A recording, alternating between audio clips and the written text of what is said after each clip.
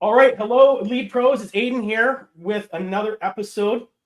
I'm very pleased to introduce to you 16-time author, CEO of Sales Gravy, sales trainer, sales speaker, father and husband, Jeb Blount. Blount, how you doing? I'm doing good. How you doing, Aiden? I'm good. I really appreciate you doing this. This is great. Uh, there's so many things to talk about that we're not going to talk about everything because you got so much going on. I follow you online too, and I have to admit, I don't think I could do your schedule. You're like on you're on a plane. I don't know. You're on a plane every third day or something. I don't know. Oh my God. I know I've done I had a decent summer. I only did a couple of trips, but I'm starting tomorrow night will be my 154th night so far on the road this year.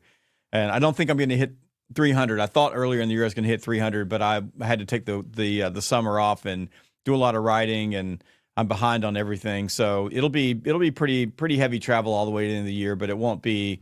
I'll probably clip. I don't know. I'll clip 225. Wow. On another note, just very quick, just maybe how's the houseboat? The houseboat Yeah, or the boat house? boat house. The house, The boat house. boat Yes. house, yes, the boat house, the famous boat house. The mistake I made was posting that online. I was at a party this weekend, and somebody walked up to me and goes, "How's the boat house going?" I'm like, "Wow, there's a lot of interest in my boat house. Boat house is fantastic. It's finished, and I didn't get a lot of time to spend at it this year because I've been traveling so much. But it's a really cool structure on the lake." That's awesome. Yeah, no, yeah. I mean, I saw you building it and stuff like that, and it was neat to watch, just seeing it, Yeah. see it come. Um, so moving forward, just wanted to kind of talk about a few things. What I wanted to start off with is just, I think you're coming up to, I mean, you talk about all the books, 16 books, these aren't all of them, but I have fanatical prospecting here as a little bit bigger because what I realized is kind of doing some research for this. I think fanatical prospecting, if I'm not mistaken, is coming up to 10 years. I know I bought it in September 2015 off Amazon. So that's how I know. So you're coming up to almost a decade, or is it a decade already? Yeah, it'll be 10 years next year. 10 years next. That's the way I thought. Yeah. I mean, all your books are bestsellers. But this one really seems to have resonated with a lot of people. Uh, and in that time, it's been what, 10 years. How have things changed with regards to prospecting, or have they changed at all? I don't think things have changed as much as people give it credit for. So in the follow-on book to Fanatical Prospecting called Fanatical Prospecting Sequences, which I'm writing right now, and it will be out next year. So it'll be out sometime in 2025. I can't guarantee when. Um, we take fanatical prospecting, the core principles of fanatical prospecting, and really dial it into how do you run multi-channel, multi-touch, interwoven message campaigns so that you can grab more attention. So if anything has really changed since fanatical prospecting was written, is that we've got platforms out there now that will run these type of engagement campaigns like SalesLoft or Outreach or VanillaSoft or HubSpot. And sadly, a lot of those platforms have been corrupted by salespeople and their companies who have essentially used them as spam bots. Like all they do is just send out email. And email as a prospecting channel 10 years ago was a pretty good prospecting channel. Phone's always been my number one. People answer their phone. You can tell me they don't, but I watch it every single day. They do, and it works. But over the last 9 months, and we're moving now into about 11, 10 months, AI has pretty much killed email. And these sales enablement platforms, the amount of email that they've been sending has really hurt. And I don't think that, for example, a SalesLoft or an Outreach or a VanillaSoft or HubSpot are condoning massive amount of spam. And I know that they're doing work to put some brakes on how many emails that salespeople are sending, and so are the ISPs. But when you start putting AI in charge of email, it's crazy what it does. And so I'll give you an example of this just this past week. So last week, I got an email, it came in, and it had an interesting subject line, so I opened it. And that's an interesting subject line will cause you to open it, a hook. I clicked it open. I read the first two sentences. I realized immediately it was written by a robot. And there are, and everybody who gets email, when it's a robot. I know. And the tell was for me, they scrape the name of my company off of LinkedIn, and there's a tagline next to the name of my company on LinkedIn, and a lot of people don't do that, but I do. So they just pulled the entire tagline off, and so I know that it's a robot. But I opened it, realized it was a robot, deleted it, moved on. 30 minutes later, I got 6 more emails from 6 different companies, from 6 different salespeople, all with the same subject line. And what does that tell you? Yeah, it tells you that all of those companies are subscribed to a platform that is sending semi-personalized email that are driven by AI. And it saw me open that email, and the robot doesn't think like a human. The robot just thinks like a robot, right? The robot thinks, if this worked, do more of that. It's just an algorithm.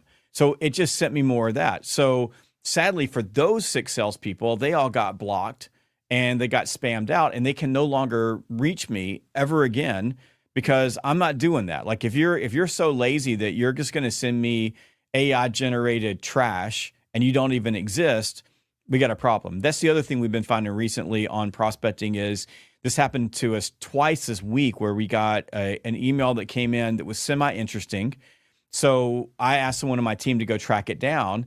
And the first thing that we're going to do is we're going to go try to find you on LinkedIn, like who the salesperson is. Let's go look for the salesperson on LinkedIn. And it turned out that the person that was sending the emails didn't even exist. They were a fictional character that were made up by the AI. They were sending us emails, and if we responded, they would put it in someone else's hands. So completely disingenuous that there's no way that we're going to do business with either one of those vendors. So that's the problem that we run into. So we've got a lot more technology that is dialed in, and the technology hasn't. We're not talking about massive changes. In 2015 to 2025, in the 10 years, there's been a shift, but it hasn't been like something that changed the world shift. So all of that's still in place. What hasn't changed, though, is that it's a basic, simple formula, right? The more people you have conversations with, the more you're going to sell. And if we flip that forward just one notch, the more qualified people that you have conversations with, the more you're going to sell. So if nothing else, at least over the last 12 months, the phone has come back in a really big way.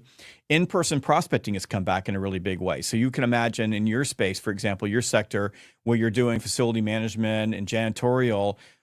We have an office building. We have 2 office buildings. We got this one, and we have another one about 30 minutes from here.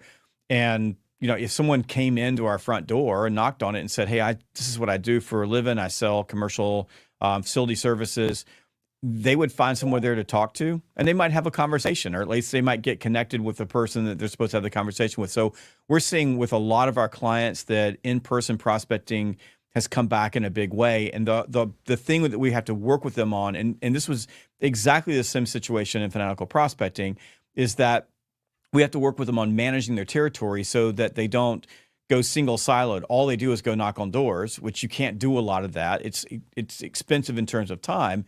So we have to teach them how to make calls in the morning, set appointments in the afternoon, and then hub and spoke their in-person prospecting around those calls, or make sure that they're doing something called sector blitzing, where they're going out and they're looking at every street in a territory, and they're knocking down or making names of all the businesses so they can call on those businesses. But if you think fundamentally from a prospecting standpoint, we take fanatical prospecting, and if we just pull a little bit of tech out of it, we're talking about the same concepts that were relevant in 2005. We're talking about the same concepts that were relevant in 1995, and the same concepts that were relative in 1985. And in 1985, we didn't have email, right? In 1995, we didn't have LinkedIn. And, in 2005, we really didn't have video prospecting. That's one thing that's kind of come along since fanatical prospecting came out is, go flash forward to 2025, video prospecting through platforms like Vidyard are really powerful. And I think just to be fair, there's Vidyard and Hippo, I think, are competing animals there, and we love Vidyard. So you've got some different mechanisms. So we have more channels and more ways to get in touch with people. So essentially, when we start looking at fanatical prospecting sequences, which I think is going to be a pretty big book, is how do we pull all of that together in these interwoven campaigns that are targeted that are intentional and that we're building over time that allow us to improve the probability that we're going to connect with the right prospect at the right time with the right message through the right channel. And it's a complex process. And if we can do anything in that, the platforms that run these are getting better and better and better. I just spent some time with the Sales Loft people, for example, and the work that they're doing around AI is phenomenal, and how they can help salespeople work inside that tool is phenomenal. So when we put that together with, say, the AI Edge, and we start talking about prospecting and messaging, the salespeople that will make a mistake inside of Sales Loft are the ones who say, okay, the AI just built the email message for me. The ones that will win will say, I used AI to build this message for me to run into this sequence. Now I'm going to go back and I'm going to edit it. And I'm going to use my human intuition, my human advantage to take this message that AI built for me and make it human, make it connective, make it really resonate with the person I'm sending it to. And they'll be able to do that way faster since they got the beginning, or they got the start by AI, versus staring at a blank sheet and starting from the very beginning. And that is a regular problem for people. You get a blank sheet of paper, you're trying to write something, it's like you get to completely freeze. Yeah. And I find that AI helps me with that. Like I was working on a course description. I'm like, I just went to Claude and said, hey, I'm working on a course description for blah, blah, blah, blah. Here's the title of the course. Give me a couple of ideas. And sure enough, it popped out a couple of ideas. I set them down on a piece of paper. I worked at it, wrote it, honed it, made it better. And I felt like the product that I walked away with was good. And it took me about a third of the time it would have taken me. So we got to link all of that together. And along with the fanatical prospecting sequences, I'm doing another Edge book. So this is sort of kind of be a franchise of books, but I'm doing an Edge book with Bryn Tillman, which will also be out sometime next year, called the LinkedIn Edge, which will take the concepts we're building, and it's an AI plus a LinkedIn pulled together. And all of this is starting to work together in a way that I think it requires salespeople to be smarter. It requires us to be more intuitive. And it requires us to recognize that AI can be a really good friend to us, or it can be a complete enemy, depending on how we leverage it and how we look at it. And that, to me, is where it's getting super exciting. But back to your original question, fanatical prospecting is just as relevant today as it ever was before. There's not a single technique in that book that I would say you could throw out. But there's more that we can talk about. There's more opportunity for salespeople. But my one message to everybody is talk with people. Like, stop this incessant digital keep people at arm's length. Just go have a conversation. There's nothing that's more powerful than that, and people are starving for it. Yeah. So talking about the AI, because I was guilty of it, and very, very, very, very early, I got the ChatGPT. And I would about 3 or 4 times I said, write me an email, blah, blah, blah. It did it. And I just kind of cut and pasted it. Yep. I did about 3 or 4 times, and I got no response, and I read it. And then I handed it to my wife, said, because she's got nothing to do with sales and just, just an actual person's point of view. She says, I can tell it's not you. I was like, okay, I could tell. And so I made that mistake the first time because I was being lazy. Yes. But to your point, it's a great get the idea and then massage it, use it a little bit. And that's basically what you're talking about. So don't rely on it, but use it to speed up the process a bit. Go faster. Yeah, that's exactly right. So in this new book, there's a chapter in there that starts with the $6 Million Man. Now, a lot of people don't know the $6 Million Man because it was my age group, but in the late 1970s, Lee Majors was like every kid had a Lee Majors action figure. We all made the noise. We would jump off things and what have you. And if you're listening to this or watching this and you don't know the $6 Million Man, please go to YouTube and type it in. It was a silly show, but it was about this astronaut who had a crash, and they say we can make him stronger, faster. We can put him back together again. And the whole, like the beginning of that show. And I talk about that, like AI should enhance us, not be us. You're a better human. It's a better robot. Put those two things together, like the $6 million man, then you can go faster, stronger, smarter. You can accomplish more in less time. And that's the whole point of the book. And, we'll read the title because I'm going to get it wrong, but sell strategies for unleashing AI to save time and sell more, right? It's not unleashing AI to take your place, because AI is not going to do that for you. But that's exactly right. And I use AI constantly. I'm always working on it, but I'm shocked that people don't get it. And in the book, we make a really good point about, I tell a story about a friend of mine who I was on a trip with, and we were sitting next to him, and he got a message on his email and on his phone from his PR company. And we were in Africa. So they're back in California. He gets it, and he's tech executive, and he starts reading it. He's like, that's got to change. This got to change. That's got to change. This got to change. And I'm just sitting next to him. I go, ChatGPT wrote that. And he goes, there's no way. There's no way ChatGPT wrote this. I said, a robot wrote that. I just know the patterns. No. And he was like, no way. I said, ask him. So he sends a message back to his PR company, and they were proud of it. They go, yeah, we used ChatGPT to write this for you.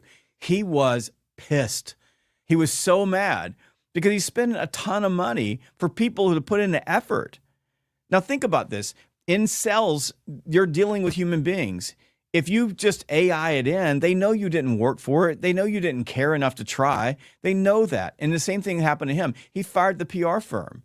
They were out because they didn't care enough to just get what the robot wrote, then work on it and build something that was specific for his company. And your customers are the same way. Whether there's AI or no AI, if you don't work for it, if you don't try, if you don't put your effort into it, it's like, I'm going to do a proposal. AI is going to do the proposal for you. So you just type up a couple of things and they're going to do it for you. And Canva will do that. Their little magic tool. There's a ton of these guys popping up. Trust me on this. Put it in there, send it to your customer, just like you did, Ada, and don't read it. Don't make it better. Don't enhance it. Don't put the human advantage into it. And you're not going to get a good reception because people don't like dealing with robots. It feels disingenuous. It feels like they're being manipulated. But they get that we use technology, whether it's AI or anything else, Microsoft Word, to make us better. And that's what you have to do. So a lot of this book is around, okay, here's a prompt, and then here's what you have to do to make this better. And it's not just messaging, but there's a whole section in here on writing and messaging, which I think for salespeople is a game changer. And I make the point in the book, and Anthony didn't do this. I'm the one that said it, but I'm just going to come out and pull the Band-Aid off. You can't write. Like, you people suck at writing. Your grammar is horrible. You write poor sentence structure. You don't get good punctuation. And that's because you're really good at having conversations with people and you're not really good at writing. And yeah. Anthony and I, we talk about, like, when we first started writing, you and I were talking about books that you can't find anymore because they were horrible, because I couldn't write. If I go back 17 years ago or 18 years ago when I wrote my first book, I couldn't write. But after writing and writing and writing, I got better and better and better. But even now, because I'm a good writer, it's a lot easier for me to use AI to help me write better. And my point to salespeople is, you can't just say, well, I don't have to write again. You have to understand grammar, and you need to go figure out punctuation. And anything that AI writes for you, you need to go back and read it. Because trust me, the people that you're sending it to will know that you didn't write it. But as AI gets built into tools like, say, a SalesLoft, or as Google Gemini gets built into your email system, or Microsoft is building in Copilot into their Outlook systems, you're going to find more and more and more that AI starts thinking for you, which is cool, and it can make you go faster. But you better, by God, pay attention to it, because it will certainly mess you up. So we have a couple of robot rules. One of the robot rules is never trust, always verify. Because AI will absolutely lie. It will cheat. It will steal. It will make stuff up. And it does that because you gave it a task. I mean, you gave it a prompt. You told it to do it. And it's relentless in solving that problem for you. So you have to always make sure you're checking whatever it gives you. And that means if it gives you a source, like I'll ask AI for a statistic, and it'll give me a statistic. I go, give me the source.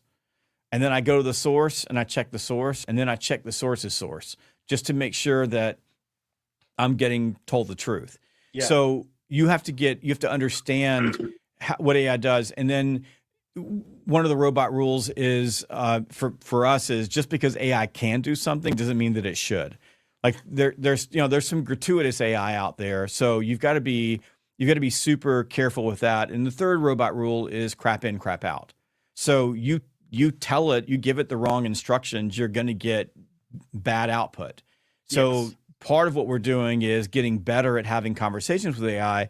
And so as we start moving from, a ChatGPT being a standalone separate entity that we're dealing with. And sometimes, for example, I'll have Copilot, Gemini, Claude, ChatGPT, Perplexity. I'll have them all up in different tabs, and I'm using all of them at the same time. And there's now apps that will do that for you. You're going to pay for it. Everything's going to be more expensive. Trust me, this stuff is expensive. But as all of that begins getting sucked into the tools that you use every day, your CRM, your email client, whether it's Outlook or Workspaces, which is Google, wherever it is, it's going to be built into those things. You have to be aware of it, and then get good at using it. I say manipulating it, but leveraging it to be an asset for you versus a hindrance, and get good at getting it to enhance you as a human being and make you better than everyone else. And that is a lot of what the book is about, with a lot of practical, here are the things that you need to be doing right now, or here's a prompt that will help you do this or this. For example, and we've got a prompt in there. You're selling janitorial services in a local area. You go close a deal. You like, hey, this is a really cool business. You can go to AI and ask AI to tell you all the businesses that are just like that business, give it to you in a table with their phone numbers and the names of the owners and the websites. And if it can find the email addresses for you, and instantly you've got a prospecting list just like that. Boom. And I'm telling you, it takes 15 seconds to do it. Wow, I haven't come across that yet. That's definitely it's in the book, Aiden. That's why. I'm in Canada. I've had it on pre-order for a number of months now, and it's released on the 11th. So that's right. It's going to go right into my inbox, I believe, right into my Kindle. If I'm correct, I think so. I just want to put here. So you and how long did you and Anthony Iannarino, sorry. Yep. How long did you guys, like, you always seem to be right on the forefront, right? Like the pandemic was out, you had virtual training out. Like, it's like you got this future, you can see the future. Selling in a crisis. Right. So you're right on the forefront of change. When did you guys, because obviously it takes you a long time to write the book and come up with the ideas. Mm-hmm. Now, how long ago did you guys start this, and what was that progression like to work together, and how did you do that? We started. We're heading to San Antonio for Outbound, but I had my wife with me back in June. We went to San Antonio to do a site visit, and I took her into the San Antonio airport, and I said, stand right there. And she stood there, and I said, that's the place where the AI Edge was born, because that's when my publisher called, John Wiley and Sons, awesome publisher, Anthony's publisher as well, called and said, we want to do a book on AI for sales. We think it's prescient and we should be doing it right now. I think that's the right word. So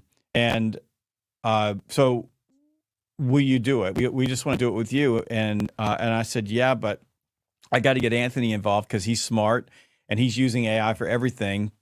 They said, fantastic, let's do this. So we started writing the book in July, late July, early August of last year. And it took us about a year. We struggled a lot in the early part of it, not because we couldn't write together, but simply because AI was just changing.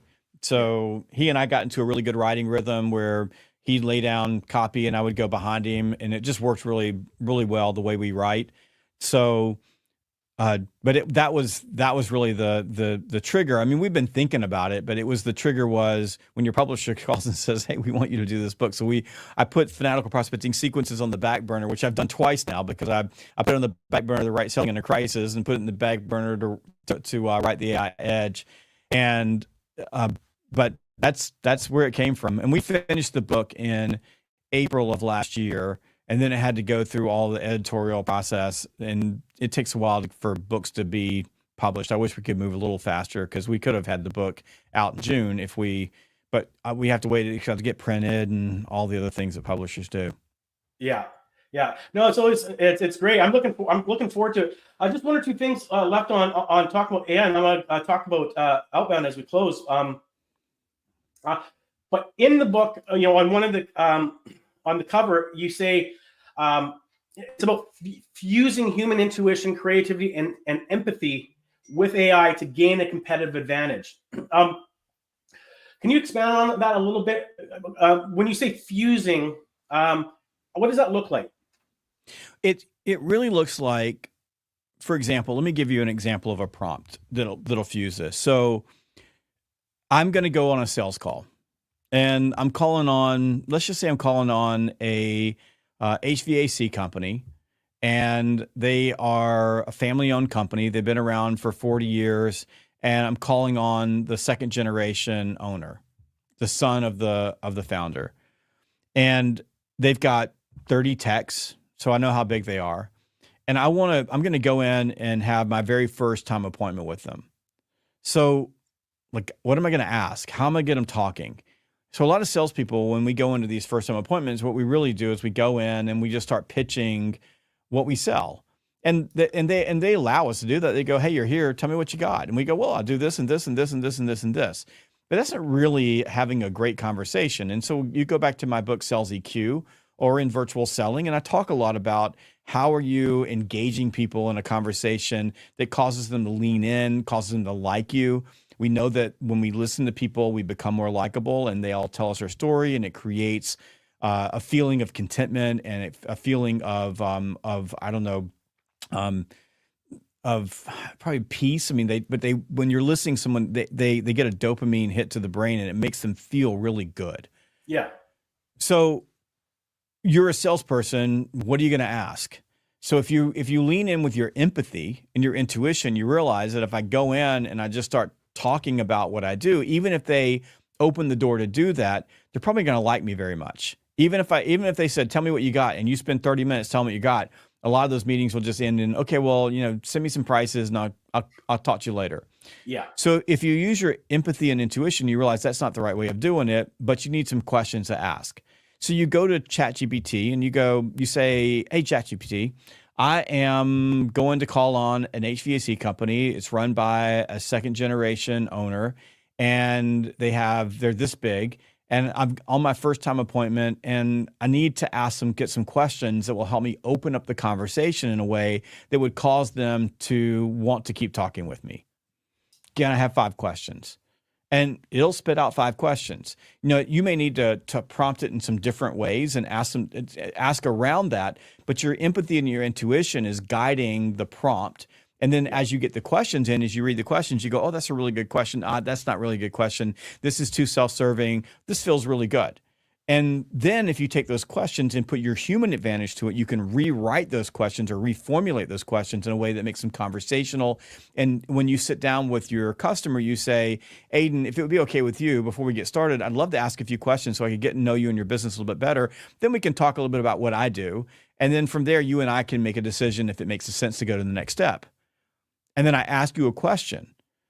Well, ChatGPT helped me get to those questions way faster. So when I'm doing my pre-call planning, I'm back to being able to look at it from their standpoint. The other thing that you can do is if you went to that same bot and you went in and we've got the prompt for this and we show you some examples and tables, like if you ask it about this particular company and how it would interact with a small business, it'll give you a table. So you could actually go in and run it against your company. So if you act like you're that person and you're doing research on your company, find out where there might be objections or questions so that you can start to get ahead of that in your conversation and neutralize those feelings or those potential emotional roadblocks or red flags that might hold them back.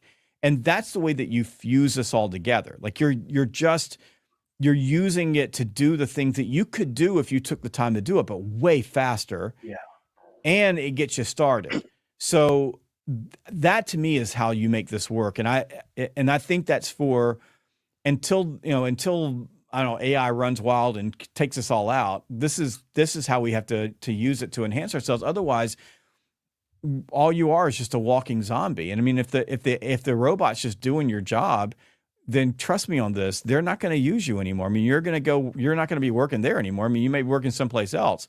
So you as a salesperson, where you win is you. Where you win is the human connection. Where you win is the relationship. And if the AI can give you more time to build those relationships and help you interact with people better because it can give you ideas, that's where you win. That's the fusion. I love that, and you just throw in some great ideas. Even got me thinking here. Which leads me to kind of the last question, or in regards to the to AI and stuff. I sent an email to some customers of mine, and I said I was interviewing you, and most of them know who you are. Talk about AI. I said, what question would you like me to ask? And it was a common. They all said it differently, but it was common. And the common kind of question, the way they worded it differently, was, how long, is it going to replace me? Yes. So my question to you is, if we just look at, let's just say for top of funnel, middle of funnel, bottom of funnel, of those three aspects, is AI going to replace a salesperson anytime soon at any of those three? Because that's kind of where people are kind of worried about. Yeah, no, it's not going to replace you top, middle, or bottom. The replacing salespeople with robots has already failed. Email prospecting is dead. The return that people are getting on email prospecting right now, I mean, we have people calling us going, it's just not working anymore. What do we do? Yeah. Because it's just turned off. Because AI can send email 24 hours a day relentlessly. Well, after a while, if you're an executive and your email is full of crap emails from robots, the one person that's actually doing it by hand and doing it right just gets tossed out with everybody else. So no, it's not going to replace you in any of those places. Let me tell you where AI has the potential to replace salespeople. If the thing that you sell is super easy to buy without any risk, like you sell something and I don't need to know anything else about it other than I want it, AI will replace you. You don't need a salesperson for that. But here's the thing. We've been doing that for a long time. I mean, there used to be a time when all office supplies were sold by salespeople. They would come to your office and sell you office supplies.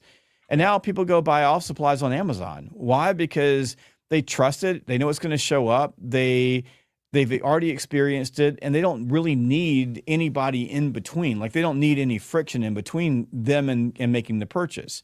And there's tons of products that have happened where that's the case. But let's just say that you sell facility services. Well, every facility is unique. And by the way, I'm letting people into my facility. So this is it's an emotional and it's complex. And I need to make sure I got people I can trust and that people are going to show up. They're going to do the job. And somebody's got to walk through the facility and take a look at it because everything's going to have a little bit of a different configuration. So how is AI going to do that? It's not. And so if your company, your marketing team is really good at getting inbound leads, as a person comes in, AI might take the lead and then send a quick follow-up for the lead and even book an appointment with a person.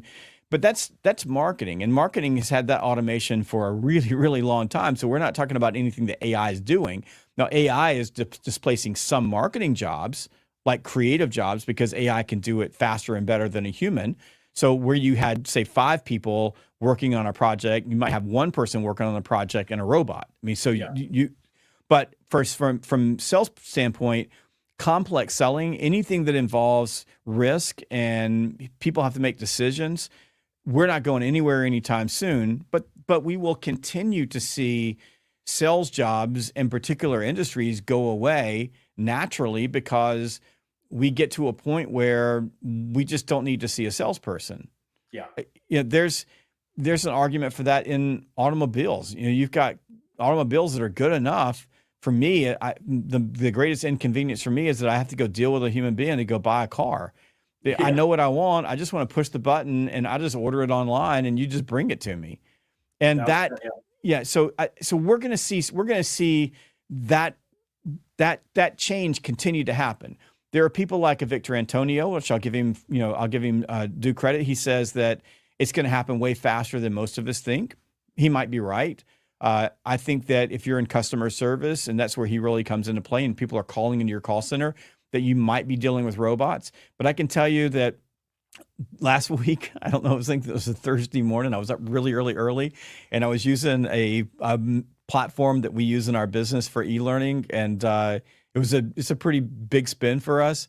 And I'm dealing with a robot trying to solve a problem, and it was the most frustrating, horrible moment. And I could not get a human being. All I had was the bot, and I was ready to toss my computer through the wall. And the next day, I'm going to figure out how I can find another vendor that I can work with, because I can't deal with a vendor that can't answer the questions. But the robot doesn't know how to be empathetic, and it certainly didn't know how to be intuitive enough to understand what I was trying to get at. It just gave me stupid answers. Yeah. It's interesting where things are going to go. But at the end of the day, every problem that's solved creates another problem. So yes, so we're going to, the order takers, maybe there's going to be some things that happen to them and stuff like that. But those that actually, like you said, are strategic and think about the questions and are going to help the customer expand their business and stuff like that. I don't see anytime soon a robot doing that. Yeah. And look, if you're a salesperson, your entire prospecting motion is to send emails all day long, you will get replaced, because a robot can do it way better than you. Yeah. So, 1,000%. And it's interesting because you're right, because email is really low now, like really low, and half the time Google's moving it into promotions or whatever. If you're on your phone, you don't even see it. Yes. So yeah. Exactly right. In regards to sales AI, the Edge, you are. It's in Canada. It's out in a few days. It's out now. You can get it on. You can get it by scanning this code. Take it right to Amazon.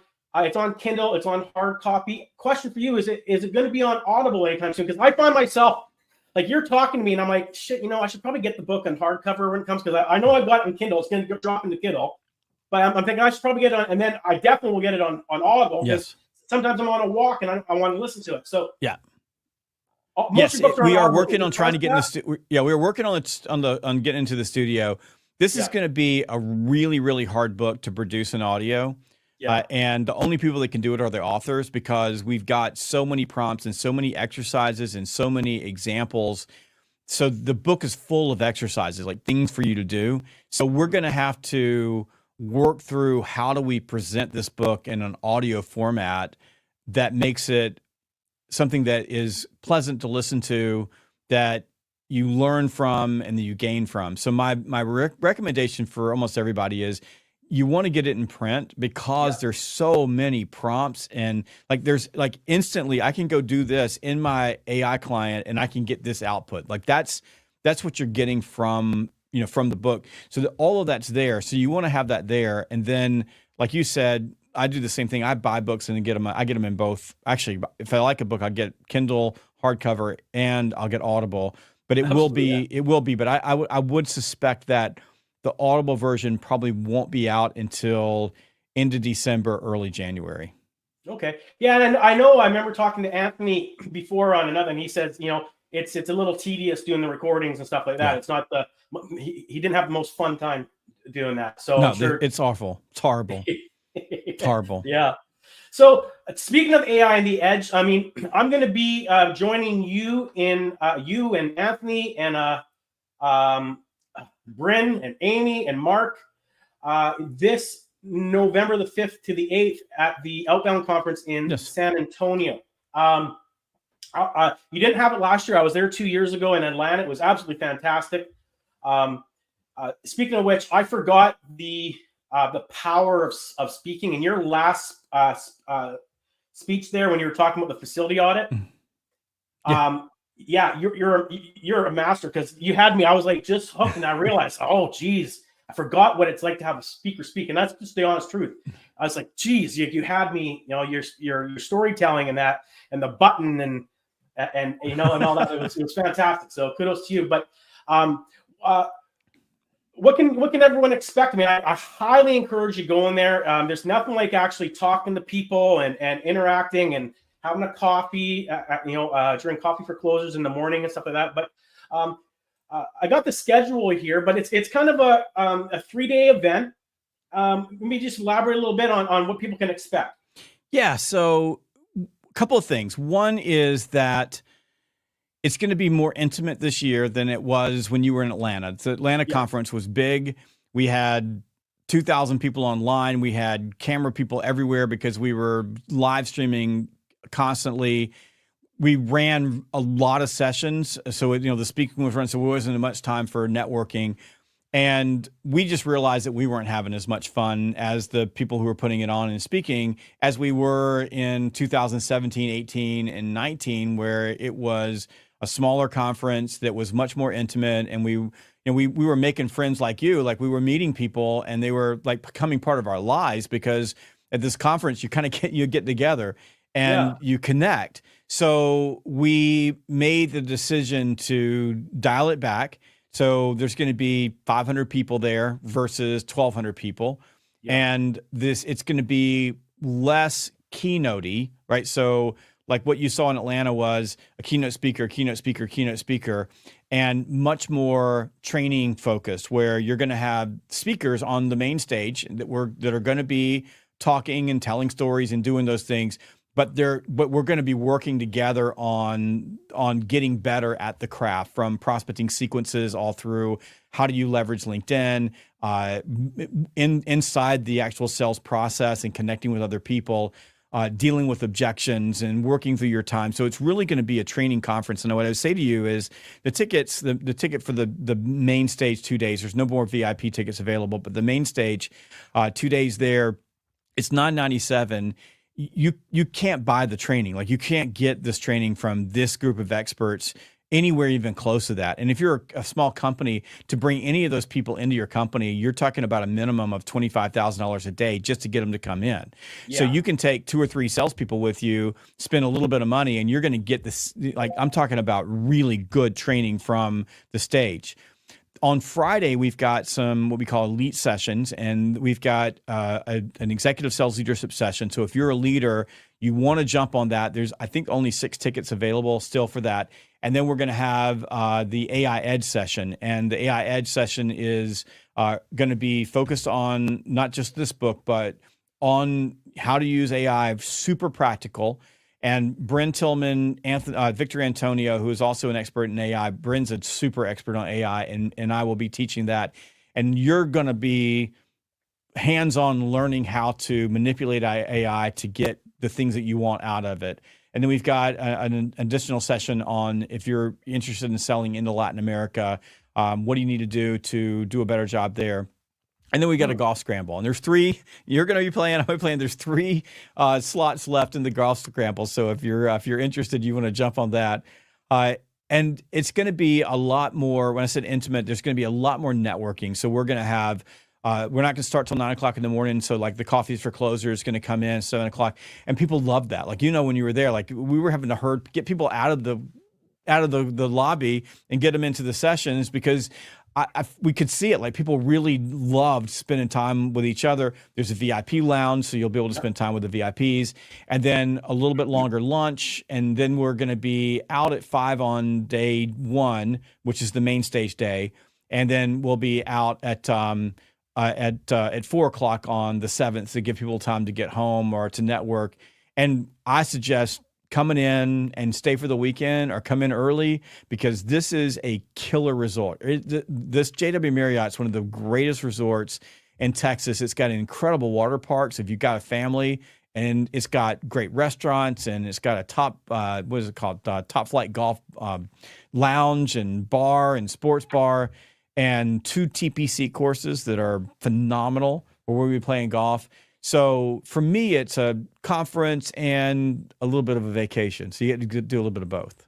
Yeah, I went on the other day. Actually, my wife was beside me, and I went on it. and she looked at the website and she was like, "Oh, I want to come." I said, No. "What are you going to do?" She goes, "Oh, whatever. I'm gonna be you at do the your pool. thing. You do your That's thing." right. She says. I said, "Okay." So yeah, no, looking forward to it. I really appreciate your time. I want to encourage everyone. You can to get the AI the Edge. I'm looking real forward to getting it. I've been following it. I'm involved in it, and you've already given me some ideas. Just a quick little thing here that I didn't even think of, such as asking the questions and then using that as your baseline. Fantastic. As far as outbound goes, I'm not just saying this. I really, really recommend going. I went 2 years ago. There is the code. You scan that. It's going to take you right to the page. I know there's no VIP, but there still is the regular session is $9.97. And like you said, having just one of the speakers come into your own company would be 10, 15, 20 times that. So, Jeb, I really appreciate your time. I'm looking forward to the book. I'm looking forward to Outbound. And I really appreciate what you and Anthony, what you guys do for the sales world, because what I think you do a lot of things. What I think you do is I think you give salespeople hope. There's lots of different mixed messages out there, and people worried about their jobs going, and the phone is dead, and this is dead, and you guys all like, as you say, that's a bunch of BS. But stay focused, do this, and you're good at helping people stay focused on keeping the main thing, which is important. Cool. So. That's a very nice way of looking at it. I love that. We give people hope. Sales is alive and well, folks. We are rocking and rolling. Right. Absolutely. So just going to show one little thing here, and we'll close off. Go here. I'm a big fan of the Summer Olympics, and probably one of the best phrases from this year's Olympics was from sprinter Sha'Carri Richardson, who said, "I'm not simply back, I'm better." Outbound 2024 is not simply back. We are better than ever before.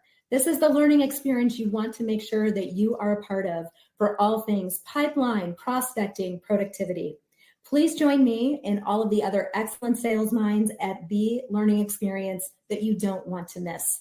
Make 2024 your best yet and be even better in 2025. I'll look forward to seeing you there.